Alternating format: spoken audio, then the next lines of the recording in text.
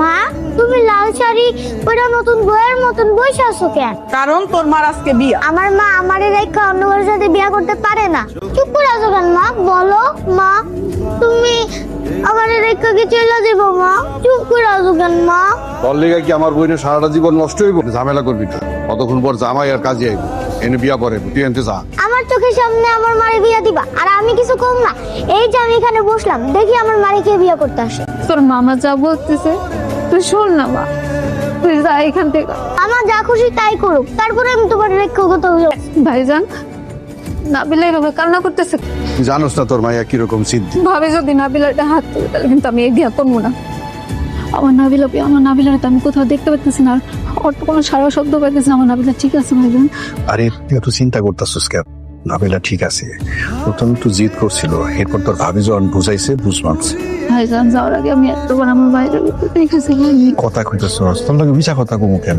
তোর লগে মিছা কথা কই আমার লাভ কি? তোর শ্বশুর বাড়ি কেউ যেন তোর যে মাইয়া আছে এটা জানতে না পারে। যদি জানে না, আমি কিন্তু তোর মাইয়ারে ঠিকানা পাঠাবি।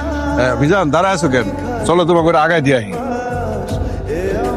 এখন যত মনে চায় কান পরান বই রাখান।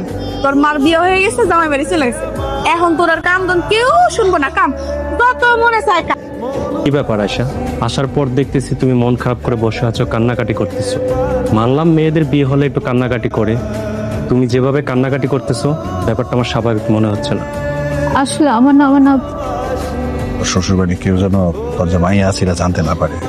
যদি জানে না, আমি কিন্তু তোর মাইয়ারে ঠিকানা পাঠা দিব।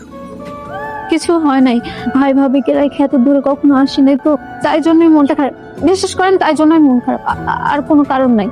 আমি কালকে ভাইজানকে ফোন দিব, বলবো ভাবিকে নিয়ে যেন তোমাকে দেখে যায়। দাঁড়া, এখন কই দিতেছস? প্রতিদিন সকালবেলা যেখানে যাই সেখানে যেতেছি, মানে স্কুলে। আজকে থেকে তোর স্কুল যাওয়া বন্ধ। এখন থেকে তোর স্কুলে যাওয়া লাগবে না, বাড়িতে থাকবি, বাড়িতে কাম কাজ করবি, তোর মামির কাজে কামে সাহায্য করবি। তোর মামির শরীরটা তো ভালো না, এত কাজ একলা করতে পারবো? এতদিন তোর মা এই বাড়িতে আসিল, তোর মামির কাজে কামে সাহায্য করছে। এখন তো তোর মাই নাই, কি করবো? তুই করবি। বিয়া আর কি কি কাম করতে হইব বুঝাই দাও, আমি বাজারে গেলাম।